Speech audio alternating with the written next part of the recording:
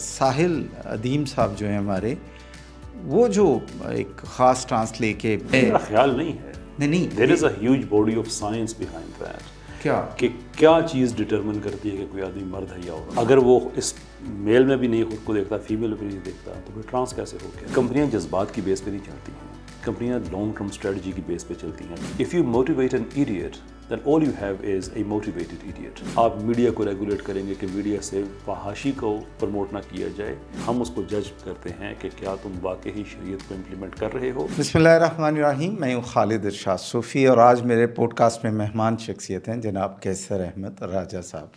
راجہ صاحب right wing کو represent کرتے ہیں اور سوشل میڈیا پر ملحدین کے ساتھ اور مختلف نظریات کے حوالے سے ان کی ڈیبیٹس، ان کے انٹرویوز خاصے مقبول اور مشہور ہیں.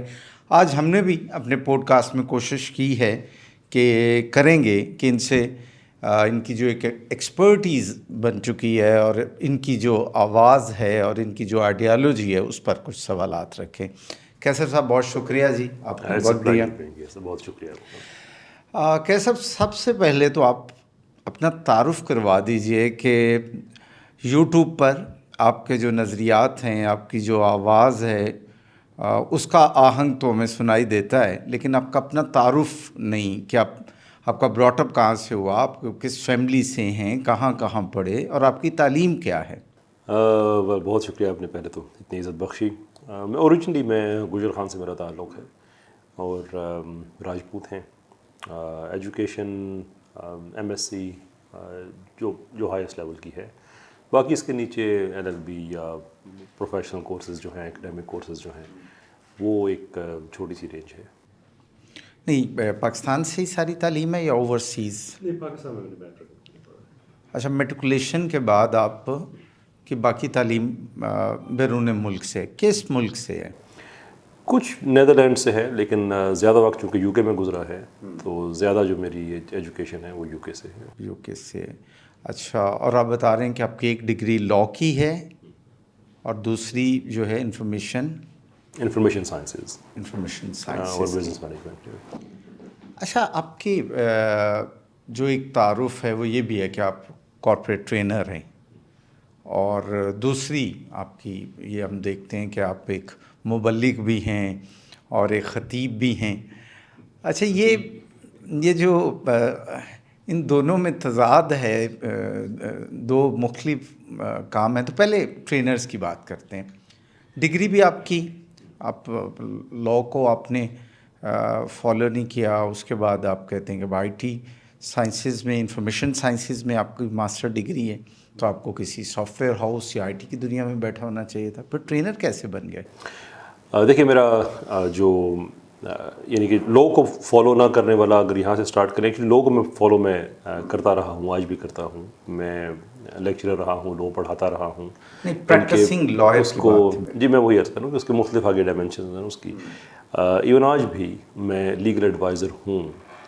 بہت سے لائرز ہیں جن کے ساتھ جب ان کو کوئی ایڈوائس چاہیے ہوتی ہے کسی کیس کے متعلق تو وہ بھیجتے ہیں، میں ایڈوائز کرتا ہوں، کیونکہ وہ میرا لو جو ہے میرا فرسٹ لو ہے، میں اس کو چھوڑ تو نہیں سکتا.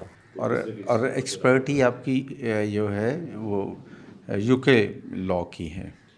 دیکھیں، جو فیکٹس ہوتے ہیں دنیا میں وہ تو ایک یونیورسلی چیز ہوتی ہے. جو کویسچن آف لا ہے وہ ڈفر کرتا ہے، لیکن پاکستان بھی کامن لا جو ریسٹرکشن ہے تو بہت زیادہ فرق نہیں ہے. اوبیسلی سرٹن قوانین جیسے آئلی قوانین ہو گئے، مسلم لا ہو گیا، وہ تو ایک تھوڑا سا ڈفرینٹ ہے. لیکن اوور آل اگر آپ دیکھیں جیسے کانٹریکٹ لا ہو گیا یا مینی آسپیکٹس کمرشل لا کے، اس میں کوئی سبسٹانٹیو ڈفرینس نہیں ہے. باقی جو آپ ٹریننگ وغیرہ کی بات کر رہے تھے، تو دیکھیے یہ ڈسپیرٹی نہیں ہے کہ میرا سوشل میڈیا پہ جو آپ کام دیکھتے ہیں اور جو میرا پروفیشن ہے، میرا ویو اس پہ یہ ہے کہ ہر آدمی کا اپنا ایک اس کا پروفیشن تو ہوتا ہی ہے، لیکن اس کو اپنے سوسائٹی میں جو کچھ ہو رہا ہے اس سے اوبلیویس نہیں ہو جانا چاہیے، قطع تعلق نہیں ہونا چاہیے. جس طرح سے انسان کی یہ خواہش ہوتی ہے کہ وہ ورثے میں اپنی اولاد کے لیے اچھا گھر، اچھی گاڑی، اثاثے چھوڑ کے جائے، تو اچھا معاشرہ چھوڑ کے جانا بھی اتنا ہی ضروری ہے کہ جتنی یہ گاڑی، گھر وغیرہ ایک معاشرے کے اندر ہی ہوں گی. تو آپ کے معاشرے میں اگر حلال حرام کی تمیز ختم ہو رہی ہے، معاشرے میں ٹرانسجینڈرزم اور ایتھیزم اور ان چیزوں کو عام کرنے کی کوشش کی جا رہی ہے، then you have to fight for it. یہ بحیثیت مسلمان بھی آپ کا کام ہے، ایک اچھا انسان بھی آپ کا کام ہے تو میرا جو پروفیشن ہے ایز اے ٹرینر، میرا جتنی بھی میری ٹریننگز ہیں وہ سائیکالوجی ان کو انڈرپن کرتی ہے.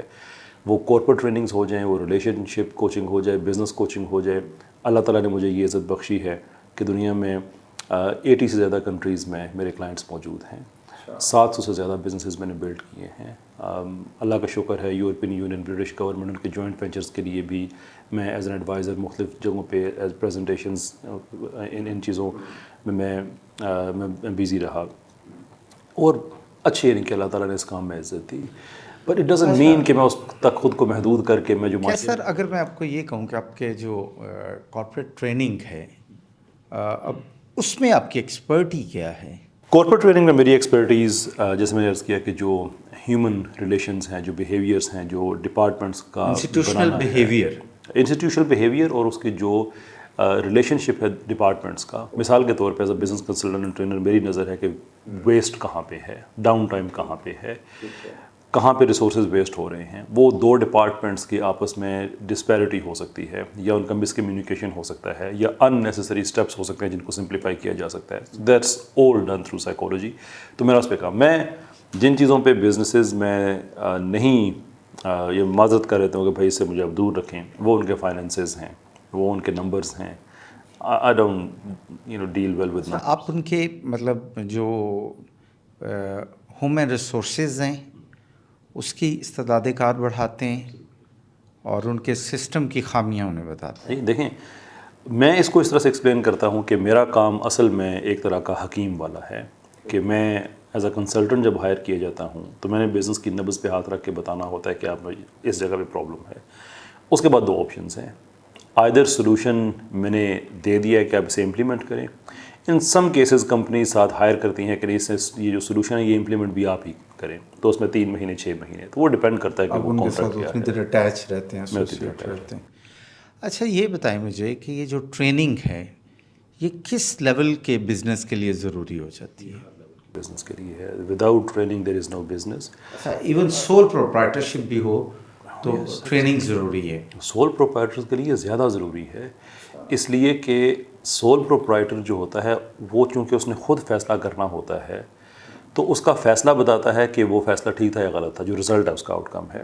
تو اس کے پاس چونکہ یہ اپرچونٹی نہیں ہوتی کہ اس کے پاس لوگوں کا ایک پینل ہے، اس کے پاس پورا ایک سی لیول کا اس کے پاس ایک پورا بورڈ ہے جس میں ایک دوسرے کو کانٹرڈکٹ کیا جا سکے، ایک دوسرے کو کاؤنٹر کر کے آپ اچھے نتیجے پہنچے. اس نے خود ہی فیصلہ ایڈوائزری کاؤنسل ہو تو ایون وہ اس کے پاس نہیں ہوتی نا، کیونکہ وہ سولو فلائٹ ہوتی ہے. سولو فلائٹ ہوتی ہے. تو اس کی تو ٹریننگ اتنی اس کی زیادہ اس لیے ضروری ہے کہ دیکھیے میں بات کہتا ہوں کہ لوگ ٹریننگز کی ہم بات کرتے ہیں تو ہم سیلز کی ٹریننگز کی، میں سیلز کی ٹریننگز بھی دیتا ہوں because again that is underpin by psychology.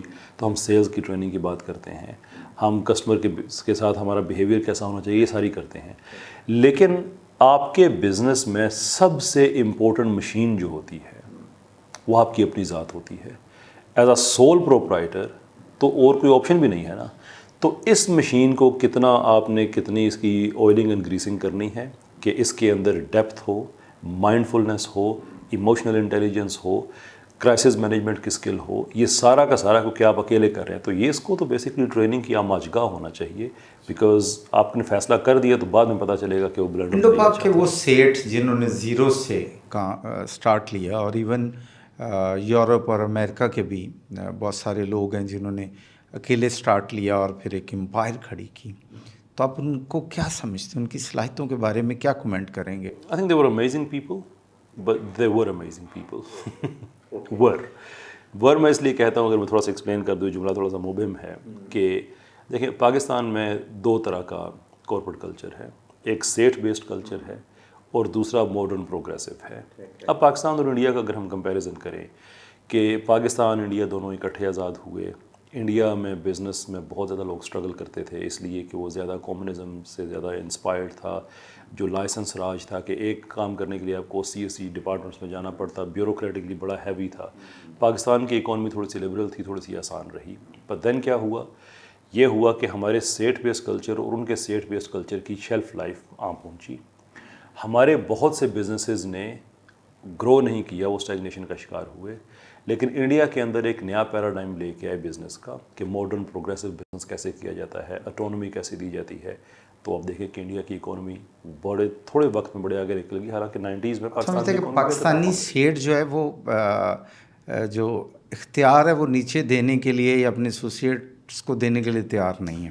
ایک بات ہمارے ایک بڑے اچھے پاکستان میں کارپوریٹ ٹرینر ہیں، انہوں نے ایک کہی تھی پی آئی اے کے حوالے سے کہ پی آئی اے کے جو ایئر ہوسٹسز تھیں 70s اور 80s میں سم تھنگ لائک کافی ٹائم پہلے بتایا کہ they were very good looking, problem is they are still there which means کہ دے ور امیزنگ. بس صرف ایکسپلین کرنے کے لیے کہ بعض اوقات ہوتا ہی یہ ہے کہ کسی ایک مقصد کے لیے آپ کا جو آئیڈیا ہوتا ہے بڑا زبردست ہوتا ہے، لیکن آپ کی ایکسپائری بھی ہوتی ہے. ہاں، تو ہمارے وہ جو پرانے اسٹیٹ بیس کلچر جو تھا وہ اس زمانے کے حساب سے بڑا اچھا تھا 70s کے لیے 60s کے لیے. ناؤ اٹس لارجلی irrelevant، اس کی آج کی دنیا میں کوئی گنجائش اب ریپلیس ہونا ضروری ہے. اچھا یہ بتائیں کہ کارپوریٹ ٹریننگ سے اداروں کی کارکردگی بڑھتی بھی ہے؟ ایک اعتراض یہ بھی ہوتا ہے کہ یہ بس ایک فیشن ہی ہے.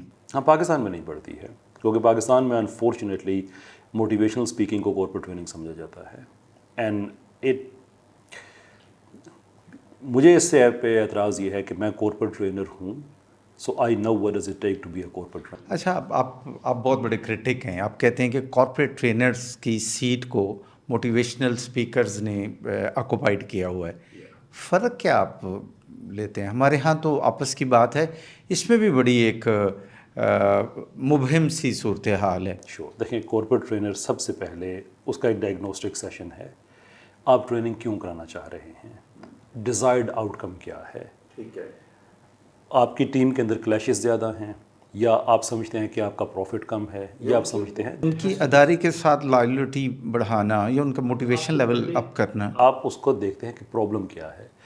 پھر آپ corporate training of the shelf نہیں ہوتی کہ آپ نے جا کے ایسے کر دی، بلکہ آپ نے اس ادارے کی نیڈز کو میٹ کرنے کے لیے آپ اسے ٹیلر میڈ کرتے ہیں بسپوک. اچھا، پھر آپ وہ ایک ٹریننگ ڈیزائن کرتے ہیں.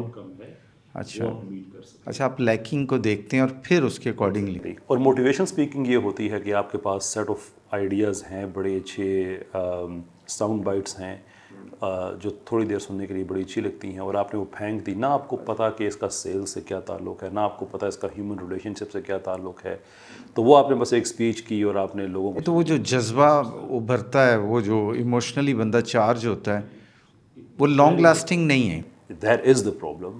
کیونکہ کمپنیاں جذبات کی بیس پہ نہیں چلتی ہیں، کمپنیاں لانگ ٹرم اسٹریٹجی کی بیس پہ چلتی ہیں. 40 سال کی پلاننگ کرنی ہوتی ہے. میں موٹیویشنس کے خلاف نہیں ہوں، I think it's very powerful factor humans life میں، لیکن اس کا لمٹڈ. دیکھیں، میں اس کی مثال اس طرح سے دیتا ہوں کہ میں آپ کو موٹیویٹ کر سکتا ہوں. اگر کل آپ کا ایگزام ہے اور آپ کی تیاری نہیں ہے، میں ایک دھواں دار اسپیچ دے کر آپ کو کر سکتا ہوں کہ آج رات بیٹھ کے آپ پڑھیں، کل تیار ہو جائیں. لیکن میں آپ کو ساری زندگی کے لیے موٹیویٹ نہیں رکھ سکتا. اور پھر موٹیویٹ آپ کر کس کو رہے ہیں؟ ہماری کوچنگ کی کمیونٹی میں ایک محاورہ ہے کہ if you motivate an idiot then all you have is a motivated idiot. آپ اس کی ایڈیوسی ختم نہیں کی، آپ نے اس کو زیادہ موٹیویٹ کر دیا ہے.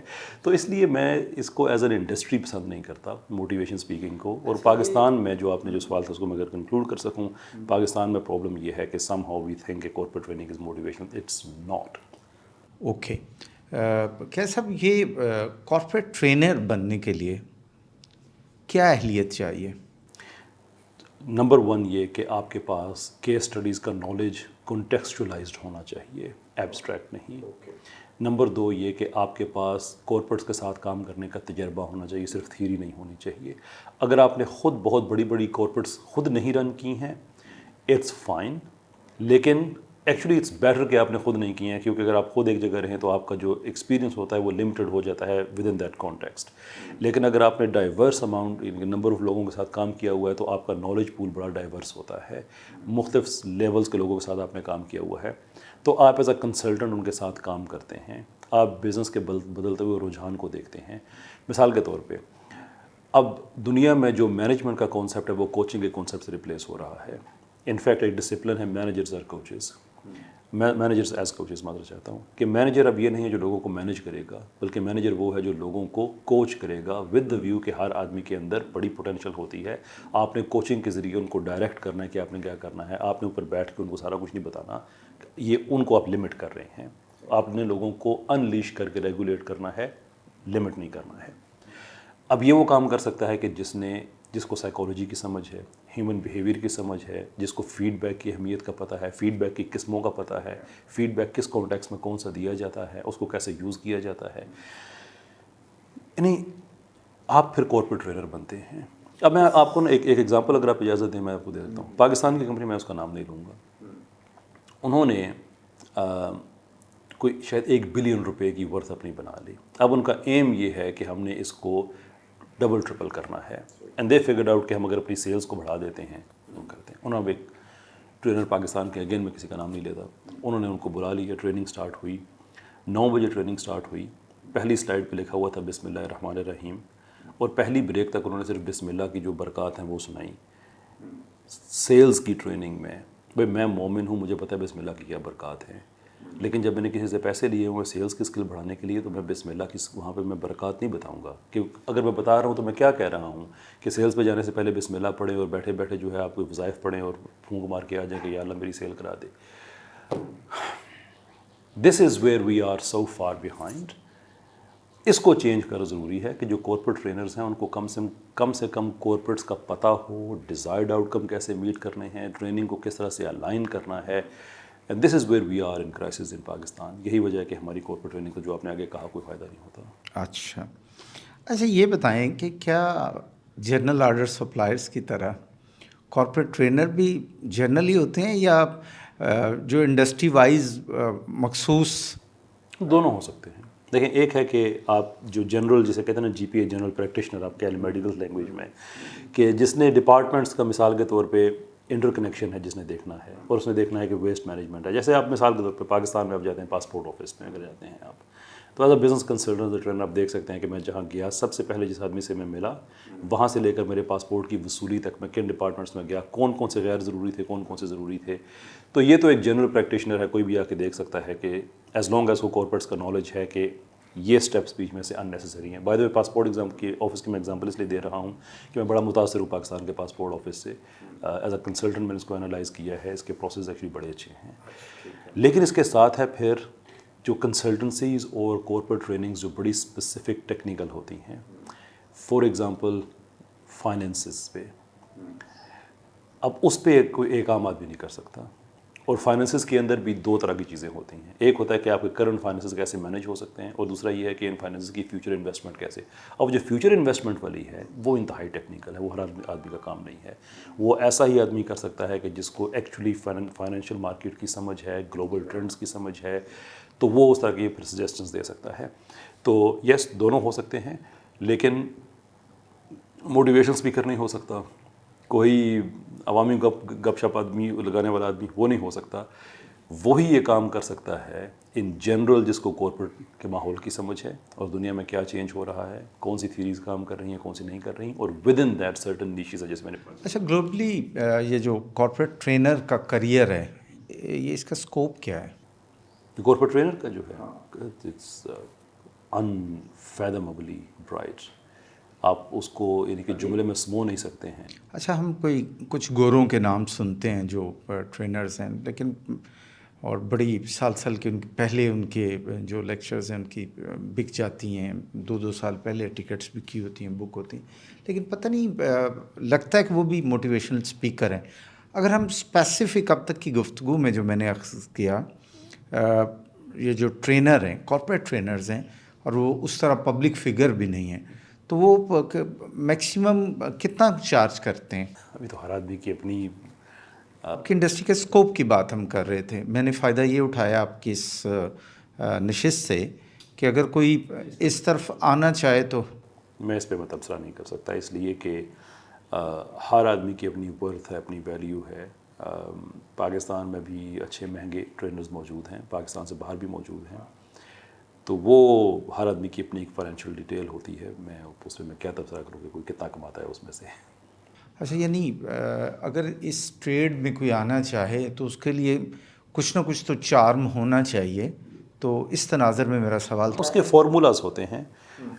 فارمولاز اس طرح سے ہوتے ہیں کہ آپ مثال کے طور پہ 3.5 کا فارمولا رکھ سکتے ہیں، 2.5 کا فارمولا رکھ سکتے ہیں. اس سے کیا مراد ہے؟ اس سے مراد یہ ہے کہ آپ کی جتنے ایز این کسی کمپنی میں اگر آپ کام کر رہے ہیں، فار ایگزامپل سیلز مینیجر کے، آپ نے سب سیلز کے لوگوں کی اسکل بڑھانی ہے اور آپ نے ان کو مینیج کرنا ہے، تو آپ کی جو سیلری ہے اس کو آپ ملٹیپلائی کرتے ہیں ڈیوائڈ کرتے ہیں نمبر آف آورس، اور پھر دیکھتے ہیں کہ پر آور آپ کی کتنی نکلتی ہے، یا اگر آپ سیلریڈ ہیں تو پھر آپ اگین پر منتھ کے حساب سے آپ اس کو ان کے آپ ورک آؤٹ کر کے اس کو ریڈیوس کرتے ہیں to a unit which is typically speaking an آور.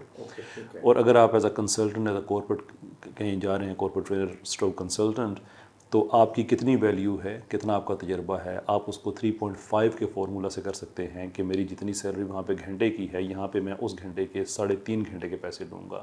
ٹھیک ہے. اور پھر میں دیکھتا ہوں کہ یہاں پہ میں کتنے گھنٹے میں کام کر رہا ہوں، تو اس حساب سے آپ کر سکتے ہیں. اچھا، یہ اس طرف فارمولا ایک فارمولا ہے. ایک فارمولا یہ ہے کہ آپ اگر میرا منیمم جو سلاٹ ہے وہ ہاف اے ڈے کا ہے.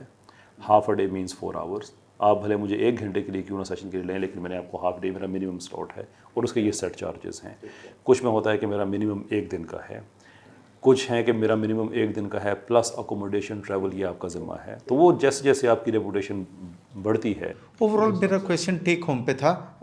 آگے بڑھتے ہیں. آپ نے شروع میں بات کی، جب بات میں آپ کی دے رہا تھا کہ آپ سوشل میڈیا پہ اور میڈیا پہ آپ کی ایک آواز ہے اور آپ ریپرزینٹ کرتے ہیں پاکستانی کلچر کو، رائٹ ونگ کو، اسلام کو، اور ملحدین کے ساتھ ایک آپ کی مسلسل ایک مناظرے اور مباحث جاری ہیں. تو آپ کی گفتگو سے میں نے اخذ کیا کہ آپ نے اس کو ایک سوشل رسپانسبلٹی کے طور پہ اڈاپٹ کیا ہے. از اٹ سو سر؟ اچھا، تو یہ مجھے بتائیں کہ ملحدین آپ کے نشانے پہ آ کیسے گئے؟ بس وہ کہتے ہیں چند چندے سامنے آ گیا. اچھا، آمنے سامنے آ گئے.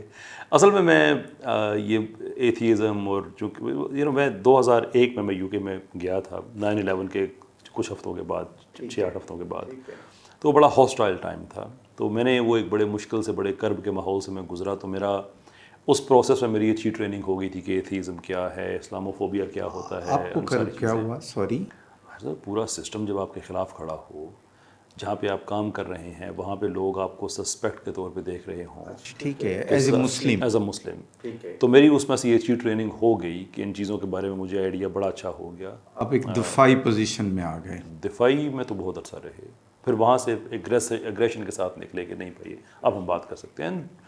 وہ مشکل ٹائم اس حوالے سے کہ it makes you sceptic about your own views. لیکن یہ تو اوور آل سوسائٹی، میں وہی عرض کر رہا ہوں نا کہ اس کے دیکھیں وہ ایسا نہیں ہوتا نا کہ تم مسلمان ہو تم برے، وہ پورے کا پورا ایک انڈسٹری کھڑی ہو جاتی ہے آپ کے خلاف. جیسے یہ کوئی انسیڈنٹ نہیں ہے کہ 9/11 کے فوراً بعد جو نیو ایتھیزم کی موومنٹ ہے یہ بھی اسٹرانگ ہو گئی. اب رچرڈ ڈاکنز وغیرہ وہاں پہ کھڑے ہیں، کہہ رہے ہیں کہ ایوولوشن ٹھیک ہے، دیر فور اسلام غلط ہے. تو نیچرلی آپ ایوولوشن کو پڑھیں گے، تو میں نے ایوولوشن کو پڑھنا شروع کیا. سیم ہیرس کھڑا ہے، وہ کہہ رہا ہے ایتھیزم ٹھیک ہے، دیر فور اسلام غلط ہے، تو آپ ایتھیزم کو پڑھیں گے. تو اس کرب کے ماحول میں یہ ساری چیزیں ہم نے پریکٹیکلی ان لوگوں کو سے بھگتیں، ان سے یہ گالیاں سنی. کام آگے پیچھے جاتے ہوئے لوگوں کی نظریں، ریڈیو، ٹیلی ویژن، یہ وہ جن لوگوں کے ساتھ ہم کام کرتے تھے، فیکٹریوں میں مزدوری کرنی، یہ کرنی، وہ تو چلے پھر کچھ ریزنیبل تھے. پر بہت سے انسیڈنٹس ہوئے ہمارے ساتھ بھی، آوازیں کسنے والی ہو گئی، فزیکل وائلنس مسلمانوں پہ ہوا، ہم نے بھی وہ دیکھا. تو یعنی وہ ایک ٹائم تھا. تو میرا جو ایتھیزم کے خلاف کام تھا یہ 2011 میں یو کے میں یہ سٹارٹ ہوا تھا اپنی یونیورسٹی میں، کہ وہاں پہ کچھ پاکستانی ایتھیسٹ کا چھوٹا سا گروپ تھا. وہ ویل آف بچے جو یہاں سے جاتے تھے، وہ ان کے خرچے پہ عیاشی کرنے کے لیے ان کو نائٹ کلبز اور اس طرح وغیرہ لے کے جاتے تھے، اور casinos and this and the other. تو یہ یہاں سے جو بچے پاکستان سے جاتے تھے، یہ بیوروکریٹس کے بچے ہیں، یہ بڑی بڑی فیملیز کے بچے ہیں. تو وہ ان کو ایسا ایسا ایتھیسٹ کرتے تھے. تو ہماری ڈبیٹس وغیرہ وہ سٹارٹ ہوئیں. اور جو ایتھیسٹ کر رہے تھے وہ بھی پاکستانی نوجوان تھے، لیکن وہ قدرے کہہ لیں سفید پوش گھرانوں کے تھے. تو انہوں نے قدرے نہیں، ایکچولی سفید پوش گھرانوں. اچھا. تو انہوں نے ان کے ذریعے ایک اپنا سورس آف انکم کی، ان کے خرچے پہ نائٹ کلبز میں جانا ہے، ان سے پیسے لینے ہیں، ان کو شراب پہ لگانا ہے، تو ان کے پہلے سے خود بھی پینی ہے، کہ اپنا لائف سٹائل انہوں نے ان کے پیسے پہ مینٹین کیا. اور یہ ساری چیزیں جب آپ کسی میں کریں گے تو آہستہ آہستہ ان کو اسلام سے تو اوبیسلی دور کریں. وہ تو کر ہی اس لیے رہے تھے نا، وہ ایتھیسٹ تھے، وہ تو کر اس لیے رہے تھے. تو میں وہاں پہ ہماری یہ ڈبیٹس وغیرہ کا سلسلہ جو ہے وہ سٹارٹ ہو گیا. میں پھر جب پاکستان آیا تو مجھے پتہ نہیں تھا. اچھا، میں سوری یہاں روک رہا ہوں، میں ایک اپنی سمجھنے کے لیے، یہ جو ایتھیزم ہے، اور کیا اس کی باقاعدہ ایک تحریک چلی ہوئی ہے پوری دنیا میں؟ ایبسلیوٹلی. اب دنیا میں کافی کم ہو گئی ہے، لیکن یہ جو نیو ایتھیزم ہے، ان لوگوں نے یہی ٹرم تھی جو آپ نے بولی نا، اسی سے مجھے یہ سوال پیدا ہوا. نیو ایتھیزم کی موومنٹ، جس میں انہوں نے بیسٹ سیلر کتابیں اپنی لانچ کیں، بیچیں، انہوں نے بڑے بڑے جلسے کیے. باقاعدہ سے انہوں نے ڈاکومنٹ کیا اور ایک باقاعدہ ایک تھیری ڈیولپ کی ہے اس پہ. نہیں، تھیوری تو پہلے سے موجود تھی. نیو ایتھیزم اور پرانے ایتھیزم میں فرق یہ تھا کہ نیو ایتھیزم بدتمیز تھا، نظریات وہی تھے، یہ گالی گلوچ کے ساتھ، بدتمیزی کے ساتھ، ایگریشن کے ساتھ تھے. تو اس میں ان لوگوں نے اپنی بڑے بڑے جلسے لنڈن میں کرتے تھے. اپنے لیے انہوں نے نام رکھے ہوئے تھے برائٹس، یہ کہتے تھے، but that didn't very catch on, کسی نے زیادہ لوگوں نے کہا نہیں. تو وہ پھر تحریک ایسا ایسا سائڈ پہ گئی. لیکن اس کے ساتھ پھر یہ ہوا کہ ایک پوری یہ 4 لوگ تھے، Daniel Dennett, Christopher Hitchens, Sam Harris اور رچرڈ ڈاکنز. یہ جب سائڈ پہ ہوئے، کرسٹوفر ہیچنز اس کی ڈیتھ ہوئی، سیم ہیرس اپنے چلا گیا، وہ اپنا جو اس کی تھی، معافی چاہتا ہوں، نیورو سائنس وغیرہ اس طرف. رچرڈ ڈاکنز اپنے سائڈ پہ بیٹھ گیا، ڈینٹ اپنے فلاسفی کی طرف چلا گیا. لیکن وہ جو ایک یہ ذائقہ منہ کو لگ گیا تھا کہ یہ جو بیج بو گئے تھے، وہ بیج بو گئے تھے کہ دیکھیں نا، اس سے زیادہ آپ کو کیا چاہیے کہ مذہب کو گالی دیں، آپ کو پیسے ملیں گے اور شہرت ملے گی. So why would you not.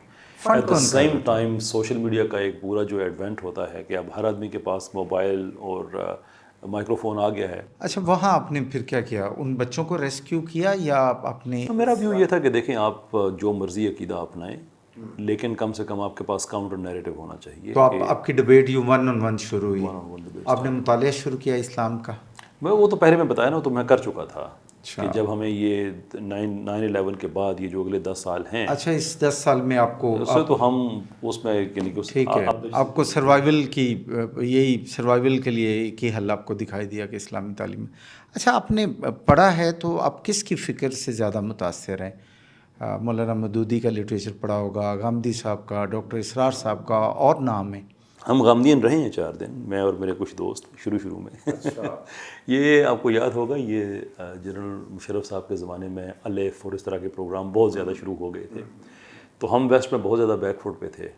نہ کوئی اسلامی ویب سائٹس ہوا کرتی تھی اس زمانے میں، نہ کوئی فتاوا تھے جن سے آپ پوچھ سکیں، نہ کوئی علماء سے آپ کا ایسا اٹھنا بیٹھنا ہو سکے. یہ سارا بعد میں سٹارٹ ہوا.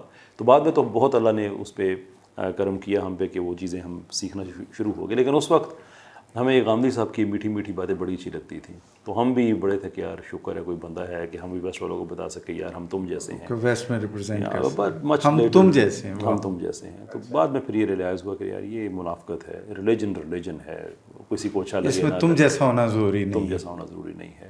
تو پھر اس آئیڈیا کو ڈیزرٹ کر کے اب دیکھیں آج میں جہاں پہ کھڑا ہوں، اس وقت امت ہماری تقسیم ہے 2 نظریاتی حصوں میں. ایک تزکیہ نفس کا ہے اور ایک اقامت دین کا ہے. میں اس کو ایک دوسرے کے لیے لازم و ملزوم سمجھتا ہوں.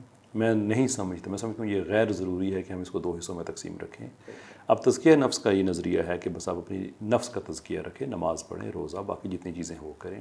لیکن وہ اقامت دین کے بغیر ممکن اس لیے نہیں ہے کہ نفس کا تزکیہ صرف عبادات اور اذکار سے تو نہیں ہوتا. ہم تو ریلیجسلی یہ سمجھتے ہیں کہ جو ایک کھانے کا لقمہ آپ کھاتے ہیں وہ بھی آپ کی فزیولوجی اور آپ کی سائیکالوجی اور آپ کی اسپرچویلٹی پہ مؤثر ہوتا ہے. تو اگر آپ کے ملک کے اندر سود بھی ہے، سارا حرام کاری وہی آپ کھا رہے ہیں، تو آپ کا نفس کا مجموعی طور کلی طور پہ تزکیہ نہیں ہو سکتا. تو آپ کو ایک ایسا ہولسٹک سسٹم چاہیے جو شریعت ڈریون ہونا چاہیے. ایٹ دا سیم ٹائم جب آپ اقامت دین کی طرف جائیں اور انسان کے نفس کا تزکیہ ہو ہی نہ، تو اقامت دین فساد کے علاوہ کچھ نہیں رہ جاتا پھر. تو یہ دونوں چیزیں ضروری ہیں. تو نفس کا تزکیہ کریں so that we can have the اقامت دین، اور اقامت دین کرنے کے لیے اب نفس کا تزکیہ پہلے سے ہونا.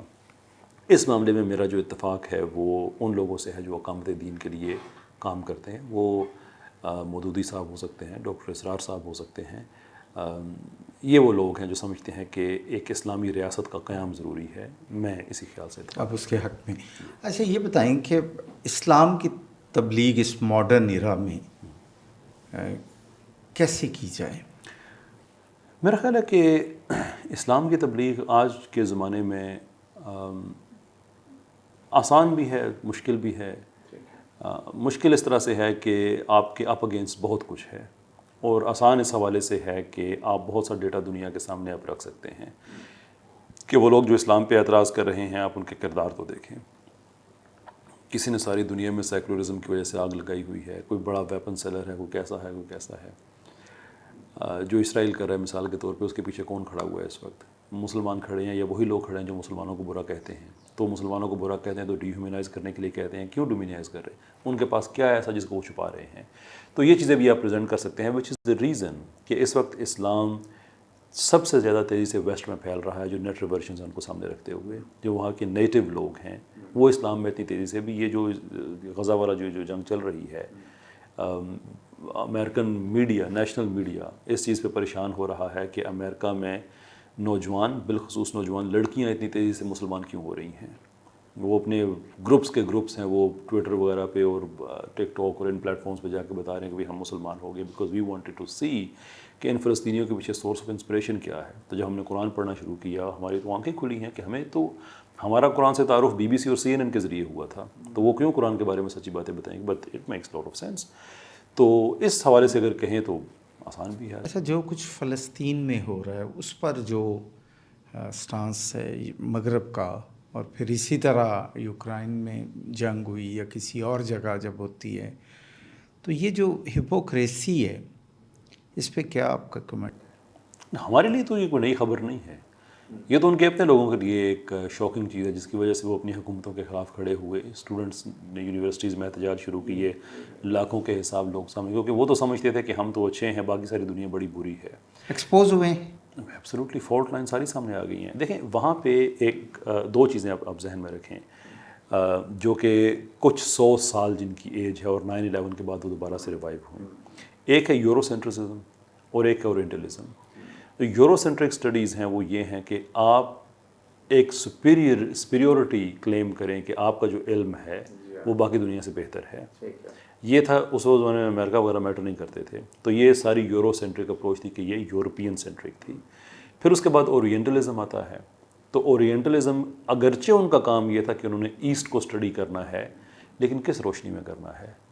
یورو سینٹرسزم کی روشنی میں، کہ اس سے جو چیز ڈفرینٹ ہے وہ غلط ہے. تو یہی چیز 9/11 کے بعد ان کے بچوں میں بھی، باقی سب لوگوں میں آئی کہ ہم ٹھیک ہیں، یہ کلچرلی انفیریئر لوگ ہیں، یہ بیربیرینز ہیں اور یہ بیربیرک پریکٹسز ہیں ان کی، اور یہ پتھر کے زمانے میں رہنے والے. لیکن سوشل میڈیا اس کے بعد عام ہونا شروع ہوا، رپورٹنگ عام ہونا شروع ہوئی. امریکہ کے بہت سے لوگ ہیں وہ عام طور پہ اپنی ویڈیوز بنا کے کہتے ہیں فلسطین کے معاملے میں ہم سے اتنا بڑا جھوٹ بولا گیا، ہم اسرائیل کو مظلوم سمجھتے رہے ہیں، فلسطینیوں کو ظالم سمجھتے رہے ہیں، لیکن now when we see through our own eyes کہ کہانی وہاں پہ ٹوٹل اور ہے. تو ان لوگوں کے لیے بڑی یہ بات شوکنگ ہے، وچ از دا ریزن کہ وہ جگہ جگہ پہ فلسطین کے حق میں جو ڈیمونسٹریشنز ہو رہے ہیں. ہمارے نالج میں تو اضافہ نہیں ہوا. وی آلویز بین سیئنگ کہ you are the bad guys. Okay. اچھا کیسر یہ بتائیں کہ پاکستان کے آپ اسی لیے آئے تھے کہ پاکستان کے بھی آپ حالات دیکھ رہے تھے کہ یہاں یا کسی؟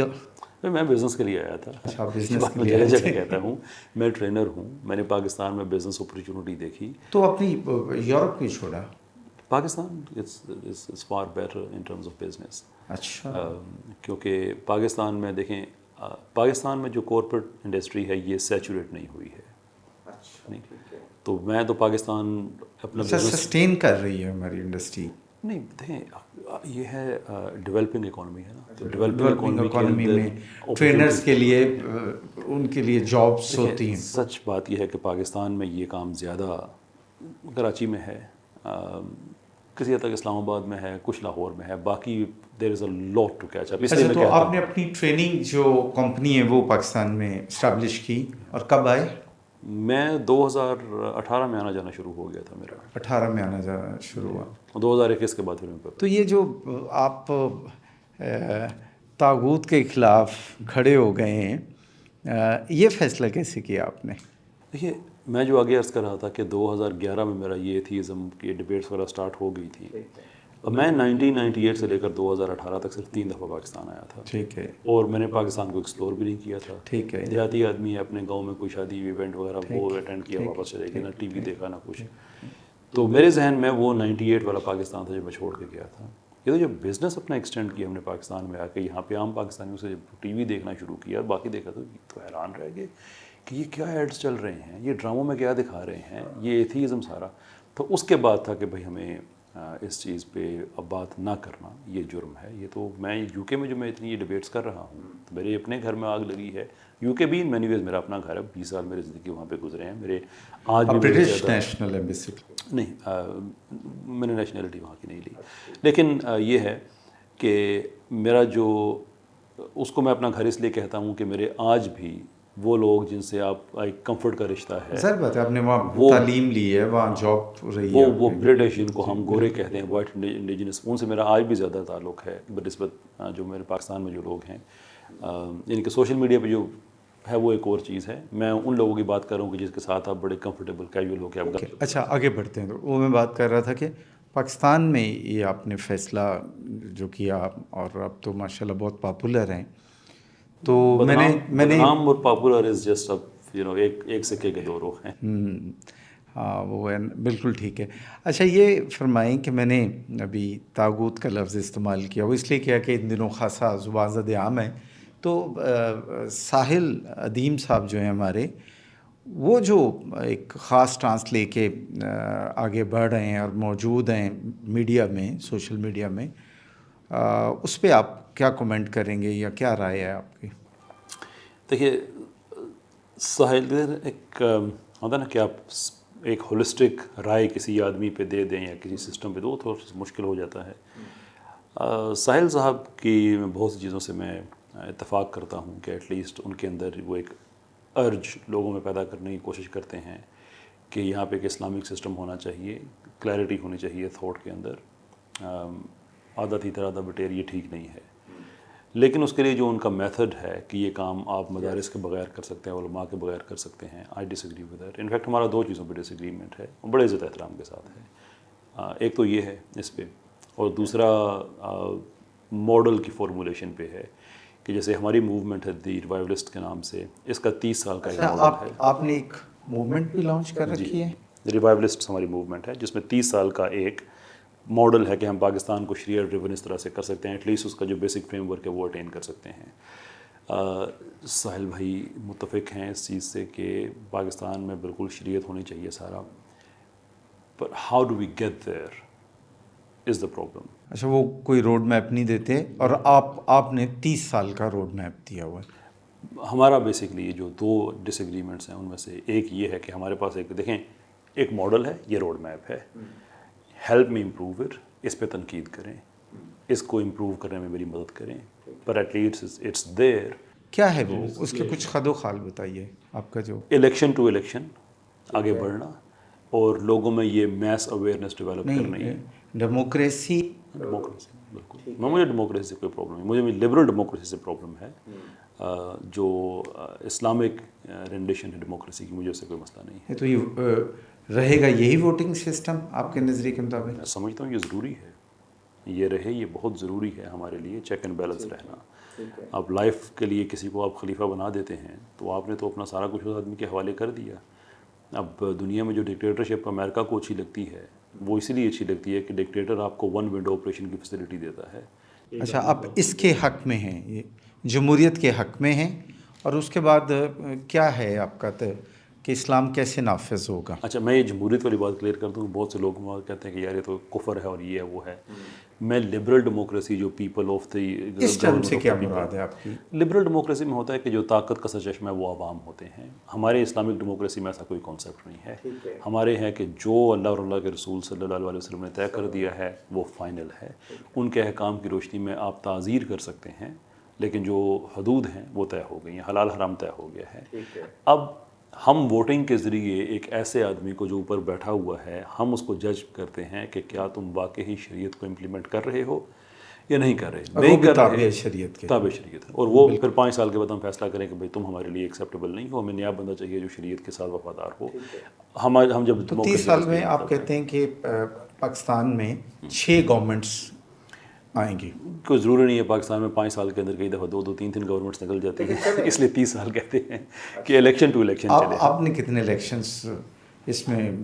میں 30 سال اس لیے کہتا ہوں کہ 30 سال کے اندر جو ووٹر ڈیموگرافک ہے اس کا فیبرک چینج ہو جاتا ہے. اچھا آپ افراد کی بات کرتے ہیں, ووٹرز کی شعور کی بات کر رہے ہیں کہ وہ اس کا ڈیموگرافی کی. اچھا ڈیموگرافی. دیکھیں مثال کے طور پہ آج بھی پاکستان کے الیکٹریٹ میں بہت بڑا چنک ایسے لوگوں کا ہے کہ جو عمر رسیدہ ہیں اور جنہوں نے پولیٹکس کو ریڈیوس لیکن کیا تو ہے. ابھی تو آپ کے ملک میں بہترین 68% ہے, 63 سے 68 ہے, اس کے بعد ویریشنز ہیں, جو نوجوان لوگ ہیں.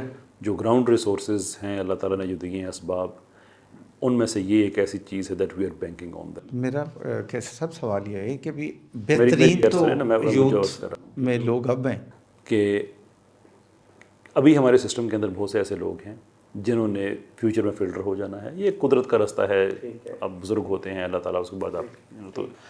لیکن آج ایک نوجوان ہے جس کی 15 سال 16 سال عمر ہے, وہ ویل اویئر ہے بہت سی چیزوں سے, لیکن وہ الیکشن میں حصہ بھی نہیں لے سکتا ایز اے ووٹر. اگلے کچھ الیکشنز میں, اگلے الیکشن تک شاید وہ لینا شروع, اس سے اگلے الیکشن میں ڈیفینیٹلی. تو ہم جو نوجوان ہیں ان پہ ہمارا فوکس اس چیز پہ ہے کہ آپ اپنے ووٹ کو گلی پکی نالی پکی ان چیزوں سے کنٹینجنٹ نہ کریں, بلکہ وہ چیزیں جنہوں نے پاکستان کو سیکولر کیا ہوا ہے اس سے کنٹینجنٹ کریں. کہ آپ کو پرومس یہ کرنا ہوگا کہ آپ پاکستان سے سود کو ختم کریں گے, آپ میڈیا کو ریگولیٹ کریں گے کہ میڈیا سے فحاشی کو پروموٹ نہ کیا جائے بلکہ لوگوں کی ایجوکیشن کا کام اس سے ہو سکے. سرٹن پرسنٹیج ہو کہ ہمارا جتنے میڈیا ہاؤسز ہیں وہ ڈرامے ایسے بنائیں جو ہمارے اسلامی مشاہیر پہ ہوں کہ لوگ ان سے ان کو سورس آف انسپریشن کے طور پہ دیکھ سکیں. اس طرح کے آپ کام کریں. ایجوکیشن پالیسی ہماری دوبارہ سے ری ویمپ اس طرح سے ہو کہ اس کے اندر سے سیکولرائزیشن ختم ہو, تو ہم آپ کو ووٹ دیں گے. اور دوسرے جو اہم ترین پارٹ ہے ہمارے اس روڈ میپ کا وہ یہ ہے کہ ہماری کوئی پولیٹیکل پارٹی نہیں ہوگی. ہم پاور کو کنسنٹریٹ کرنے کے حق میں نہیں ہیں. ہم یہ کہتے ہیں کہ تحریک انصاف میں رہو بھائی, مسلم لیگ نون میں رہو, پیپلز پر, جس میں 2-3 پارٹی مین اسٹریم میں ساری پارٹیز کا میرا کہنے کا مطلب ہے, لیکن ایز اے ووٹر ان پہ ٹیک اوور کرو. As a voter take over کرو کہ ایز اے ووٹر تمہارا ایک سٹیک ہے, تمہاری وجہ سے یہ پولیٹیکل پارٹیز ہیں. تم کیوں چھوٹی چھوٹی چیزوں پہ اپنا ووٹ بیچ دیتے ہو؟ تمہارے ووٹ سے پاکستان میں شریعت آ سکتی ہے, تو کمپیل کرو. یہ ٹرانسجنڈر ایکٹ وغیرہ اس طرح کی لغویات جو ہیں پاکستان میں ہم جنس پرستی کو عام کرنے کے لیے, ان سب کے خلاف. نہیں, ٹرانسجنڈر ایکٹ کا ہم جن پرستی سے کیا تعلق ہے؟ ہم جنس پرستی سے ہی تعلق ہے, اور کس چیز سے ہے؟ کیسے؟ What is a transgender? کیا ہوتا ہے ٹرانسجنڈر؟ ایک بندہ ہے جس کی جو اس کی جینڈر ہے وہ خود کو نہ ہی میں کنسیڈر کرتا ہے نہ شی میں کنسیڈر کرتا ہے, اس کی ایک آئیڈینٹی ہے. بس وہ چاہتا ہے کہ اس پہچان کے ساتھ, اپنی جنس کی اس پہچان کے ساتھ معاشرے میں تمام حقوق سے رہے. دیر از اے پرابلم. اگر وہ اس میل میں بھی نہیں خود کو دیکھتا, فیمیل میں بھی نہیں دیکھتا, تو پھر ٹرانس کیسے ہو گیا؟ ساری بات ہے, وہ ان بٹوین ہے نا. ٹرانس کا تو مطلب ہی ہوتا ہے نا ایک سائڈ سے دوسری سائڈ پہ جانا. ہاں. تو دونوں سائڈیں تو مینٹین ہیں پہلے سے ہی. مثال کے طور پہ ہم کہتے ہیں کہ ٹرانس اٹلانٹک ٹریڈ, تو اس کا مطلب یہ ہے کہ اٹلانٹک کے دو طرف ٹرمز یا لفظی مطلب کہ تو میرا ٹرمز ہیو گریو کانسیکوینسز. انہوں نے خود کو سس جینڈر سے ٹرانس جینڈر کی لفظ بنایا ہی اس لیے ہے, اور سس جینڈر بھی انہوں نے بنایا ہے کہ سس جینڈر کا مطلب یہ ہے کہ آپ جس جنس میں پیدا ہوئے ہیں اسی کے ساتھ آئیڈینٹیفائی کرتے ہیں, اور ٹرانس کا مطلب ہے آپ دوسری سے کرتے ہیں. تو my question is very simple کہ اگر آپ تیسری جنس ہیں تو آپ ٹرانس نہیں ہو سکتے. نہیں, ایک بندے کی باڈی جو ہے وہ مردانہ ہے لیکن اس کے ویوز جو ہیں وہ زنانہ ہیں, ٹھیک ہے, تو لیکن وہ عورت نہیں ہے, ٹھیک ہے نا. اس کے باقی آرگنز جو ہیں یا باقی اس کی جو حیت ہے اوور آل اس کی باڈی عورتوں والی نہیں ہے. تو اب ایک تو ہے یہ والی بات. دوسرا کہ ایک بندہ پیورلی وہ ہے جو یعنی نہ مرد ہے نہ عورت ہے, یہ ہو نہیں سکتا, جسے ہم خواجہ سرا کہتے ہیں. یہ ہو ہی نہیں سکتا. کیوں؟ یہ سائنٹیفکلی پاسبل نہیں ہے. کہ آپ کہتے ہیں کہ مخنث یا خواجہ سرا یا جنہیں ہم کہتے ہیں جن کے لیے اور بھی کچھ لفظ استعمال ہوتے ہیں, شی میل جیسے ایک لفظ ہے استعمال ہوتا, وہ ہوتے لفظ جو مرضی استعمال کر لے. شی کی not be a male, male کی not be she, is that simple. تو آپ کا کیا خیال ہے کہ یہ نہیں, آپ کہہ رہے ہیں کہ فزیکل ایسا ممکن ہی نہیں, سائنٹیفیکل نہیں, بالکل بھی نہیں ہے. تو آپ کا خیال ہے کہ جو مرد ہے, میرا خیال نہیں ہے, نہیں, there is a huge body of science behind that. کیا کہ کیا چیز ڈٹرمن کرتی ہے کہ کوئی آدمی مرد ہے یا عورت ہے؟ کیا چیز کرتی ہے؟ گیمیٹس. क्रोमोसोम्स कंटेन्ड होते हैं यस within ठीक है, gametes। यही वाली बात है ना। और गैमेट सिर्फ 2 तरह के होते हैं, 3 तरह के नहीं होते हैं, 4 तरह के नहीं होते हैं। और जो 2 होते हैं वहीं से आपका मेल और फीमेल होना डिटरमिन होता है। प्रॉब्लम उस वक्त होता है जब हम जो रिप्रोडक्टिव ऑर्गन्स होते हैं इंसान के, उससे जज करते हैं कि ये मेल है या फीमेल है। हाँ जी। So here is a thing, एक बच्चा पैदा होता है जिसके मेल और फीमेल ऑर्गन्स, रिप्रोडक्टिव ऑर्गन्स आपस में मिक्स हो गए हैं। तो क्या इस बेस पे हम उनकी जिन्स का फैसला करेंगे, जबकि वो एक बायोलॉजिकल अनोमली है जो कि फ्रैंकली एक और बच्चा पैदा हो सकता है जिसकी 2 उंगलियां जुड़ी हुई हैं। तो अगर ये बायोलॉजिकल अनोमली यहाँ पे आ जाती है तो उसकी हम जेंडर चेंज कर देंगे। वो एक बायोलॉजिकल अनोमली है जो एक नहीं, पहचान तो कैसा, देखिए पहचान तो एनीवे जीन्स से है और जीन्स की परफॉर्मेंस से है। जीन्स की परफॉर्मेंस। हाँ, जो भी एक मर्द है और वो जाहिर बात है उसका एक अपना रोल है एज ए मर्द। उसका जीन से ताल्लुक नहीं है ना, ये तो हम कहते हैं। लुक, गैमेट्स जीन्स नहीं, मैं जीन्स कह रहा हूँ। अच्छा, जीन्स की, मैं जीन्स कह रहा हूँ, जीन्स नहीं, मैं जीन्स कह रहा हूँ। श्योर श्योर, ठीक है। हाँ, तो जिन्स मर्द है और औरत है, तीसरी कौन सी जिन्स होती है? कोई जिसमें इन scientifically दोनों speaking, भाई जिसमें इन दोनों में से कोई खूबी नहीं है मैं तो कर रहा हूँ वो नहीं होती ना, वो नहीं होता। Bye scientifically speaking it's impossible. मैं परवेज़ हुदबॉय साहब से भी इस बारे में बात हो चुकी है, एंड आई एक्सेप्ट कि वो बायोलॉजिस्ट नहीं है, फ्रैंकली मैं भी नहीं हूँ, लेकिन एटलीस्ट मैं इस चीज़ पे मैं स्टडी रखता हूँ।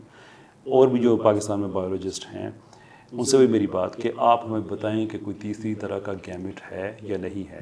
एक बायोलॉजिकल एनोमली किसी आदमी की जिन्स को डिटरमिन नहीं करती है। सो लेट मी एक्सप्लेन के साइंटिफिकली क्या होता है। अच्छा, हर इंसान 2 तरह के सिस्टम्स जो इंटरनल रिप्रोडक्टिव सिस्टम वो लेके पैदा होता है।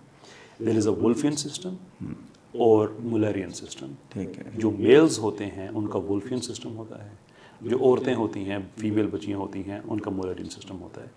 और उनकी जो हार्मोन्स के प्रोडक्शन है वो इसके साथ अकॉर्ड करती हैं। ठीक है। वुल्फियन और मुलरियन के अलावा कोई तीसरा सिस्टम नहीं है। जो 2 गैमेट्स हैं वो स्पर्म सेल है और एग है, उसके अलावा कोई तीसरा गैमेट नहीं है। यहाँ से हमारी जिन्स डिटरमिन हो जाती है। इब्हाम वहाँ पे आता है कि जब एक बच्चा पैदा हुआ तो उसके जो रिप्रोडक्टिव ऑर्गन्स हैं वो आपस में मिक्स हो गए हैं। भाई वो कहीं पे भी मिक्स हो सकते हैं, उसका कान टेढ़ा हो सकता है, उसके 2 कान हो सकते हैं। That is a phenotype which is perfectly treatable. मुझे ये बात अगर आप पूरी कर लें, मैं चाहता हूँ ये सारी बात के एक जगह पे हो जाए सारी। ये है वो बायोलॉजिकल एनोमली जो कि फिक्सेबल है, ट्रीटेबल है। आजकल दुनिया में इतना इलाज मौजूद है कि उससे आपकी जिन्स पे कोई फ़र्क नहीं पड़ता है। एक ऐसा में इब्हाम है वो क्लियर हो गया। अच्छा, ठीक है। दूसरा है साइकोलॉजिकल प्रॉब्लम कि एक मर्द है वो खुद को औरत समझता है, एक औरत है खुद को मर्द समझती है। ठीक है। वो एक मेंटल कंडीशन है जिसका नाम है जेंडर डिस्फोरिया। अब जिसको जेंडर डिस्फोरिया है उसको ट्रीट किया जाएगा। उसकी मेंटल कंडीशन की वजह से आप उसे नई आप जिन्स साइकोलॉजी के स्टूडेंट अब आपको पता है पाकिस्तान का दुनिया में कुछ लोग हैं वो अपने आप को नफसियाती तौर पे इंसान नहीं समझते, कुछ और समझ लेते हैं। अपनी आइडेंटिफिकेशन करते हैं, जानवरों से करते हैं मिसाल के तौर पे। ओके। तो अब इस बेस पे हम उनको वो जानवर समझ लें हम कि आपने अपने आप को सेल्फ परसीव किया है इस तरह से, यू कांट डू दैट। आपका इसका ट्रीटमेंट होगा। एक आदमी है, बड़ी हल्की एग्जांपल है, उसके जहन में आ गया कि वो किसी औरत का हस्बैंड है, ठीक है। हम उसको हस्बैंड मान लेंगे, ठीक है। उसको ट्रीट करेंगे, तुम क्यों पागल हो? ओके, वापस आते हैं। ठीक है, ये नफसियाती आर्जा हो सकता है और उसकी एक बेस ये भी हो सकती है कि उसके जो ऑर्गन हैं किसी भी जिन्स को जो रिप्रेजेंट करते हैं या उसकी शनाख्त बनते हैं वो डेवलप ही नहीं हुए या उसके पास उसकी बॉडी का पार्ट नहीं है। अब एक्ट पे बात करते हैं तो लेकिन ये एक्ट तो था पाकिस्तान में ख्वाजा सराहों के साथ जो अनफॉर्चुनेटली हमारे यहाँ तो औरत को उसका हकूक़ नहीं मिल रहे। एक लंबी डिबेट चल रही है, गो अब उसके कई पहलू आ रहे हैं, उसकी मुखालफत में भी चीज़ें आ रही हैं और शवाहिद भी आ रहे हैं, ऐसे एग्जांपल्स भी आ रही हैं कि औरत जो है वो एम्पावर हो चुकी है। तो ऐसे में हुआ ये कि ये जो ख्वाजा सराह हैं ये बहुत पिसा हुआ तबका है, तो ये तो उनके हकूक़ को एक उनका दिफा करता है ये एक्ट जो है। फॉर एग्जांपल कौन सा पहलू है जो दिफा करता है? मैंने पूरी लेजिस्लेशन पढ़ी है। ठीक है, कौन सा किस नुक्ते से आपको लगा कि उससे हम जिन परस्ती को फ़रोग मिल सकता है? उसकी जो सेक्शन है 2N उससे کس سے؟ اس کا جو سیکشن ہے 2N جس میں ڈیفینیشنز دی گئی ہیں کہ جو ایک ٹرانسجنڈر ہے وہ ہوگا کون، اس کے اندر انہوں نے خواجہ سرا لکھا ہے. اب خواجہ سرا ٹرانسجنڈر نہیں ہو سکتا کبھی بھی، اس لیے کہ خواجہ سرا کا خواجہ سرا ہونے کے لیے بائی ڈیفینیشن ریکوائرمنٹ ہے کہ وہ مرد ہو. کوئی عورت خواجہ سرا نہیں ہو سکتی، خواجہ سرا ہمیشہ مرد ہوگا، کیونکہ خواجہ سرا ہوتا ہی وہ مرد ہے جس کا میل آرگن کاٹ دیا جائے اور اگر کیسٹریٹ ہو جائے. اور اگر کوئی خاتون اس طرح ہے اپنی جنسی، کسی خاتون کا میل آرگن نہیں ہوتا، دیر فور وہ خواجہ سرا نہیں ہو سکتی. ان کے لیے خیر اور لفظ ہیں نا، وہ ان کے لیے تو اور لفظ ہیں. خواجہ سرا کی ہم بات کریں کہ خواجہ سرا کو خواجہ سرا ہونے کے لیے مرد ہونا ضروری ہے. اس کا میل آرگن جب کاسٹریٹ کیا جائے گا، بھلے کیمیکلی ہو یا جیسے بھی ہو، وہ ہوگا تو وہ مرد خواجہ سرا کی کیٹیگری میں جائے گا. ٹھیک ہے، ادروائز وہ خواجہ سرا نہیں بن سکتا. ٹھیک ہے، آگے بڑھتے ہیں. یہ ہو گیا ایک. دوسرا انہوں نے ڈیفائن کیا جسے ہمیں شدید اعتراض ہے کہ کوئی بھی مرد اپنی یا عورت اپنی سیلف پرسیپشن کی بیس پہ جو ڈکلیئر کر دے تو وہ بھی ٹرانسجنڈر ہوگا. اب ہیئر از اے پرابلم. اس سے ہم جس پرستی کیسے جسٹیفائی ہوتی ہے، کس طرح سے راستہ کھلتا ہے. اگر دو مردوں نے آپس میں شادی کرنی ہے، ان میں سے ایک ڈکلیئر کر دے کہ میں عورت ہوں، کیونکہ اس کی سیلف پرسیپشن پہ آپ نے سارا فیصلہ کر دیا، تو وہ نادرا کے آفس میں جا کے اپنے جنڈر لکھوا لے کہ بھائی میں عورت ہوں. نہیں، وہ تو نہیں ہے اس ایکٹ میں. اس میں تو صرف یہ ہے کہ وہ صرف یہ اس کے رولز میں لکھا ہوا ہے، اور نادرا کمپیلڈ ہے، وہ نہ بھی نہیں کیا کر سکتے. کہ بھی ایک مرد اس کے سامنے گیا اور وہ کہے کہ میرے اس میں شناختی کارڈ میں آپ عورت جنس کے خانے میں لکھ دیں. یا ایگزیکٹلی وہ شناختی کارڈ کے اوپر ایکس لکھیں گے، اپنے ریکارڈ میں پیچھے لکھیں گے ٹرانسجنڈر وومن. نہیں، خیر یہ رولز میں لکھا ہوا ہے. یہ اسی لیے تو ہم اس پہ ہمیں اس پہ اعتراض ہے. یہی وجہ کہ فیڈرل شریعہ کورٹ نے اس کو اسٹرائک ڈاؤن کیا ہے کہ یہ صریحاً غیر اسلامی. اوکے، ٹھیک ہے. سنس کے میں اس پہ لکھا بھی تھا اور جب آیا تھا پڑھا تھا، اور ظاہر بات ہے یہ ایک مہینوں گزر گئے اس بات پہ، اور ایک دم سے یہ ڈبیٹ ہمارے درمیان شروع ہوگی. میں اگلے سوال پہ جمپ کرتا ہوں کیونکہ ہمارا دائرہ جو سوالات کا تھا.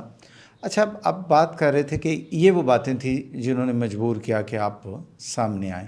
اچھا، ایک ہے ملحدین کے مقابلے پہ آپ دلیل لے کر آتے ہیں اور ایک ان کے سوالات کے جواب دیتے ہیں یا ان کو کاؤنٹر کرتے ہیں. دوسرا ہے پاکستان میں اسلام یا شریعت نافذ کرنے کے لیے ایک روڈ میپ آپ نے دیا ہوا.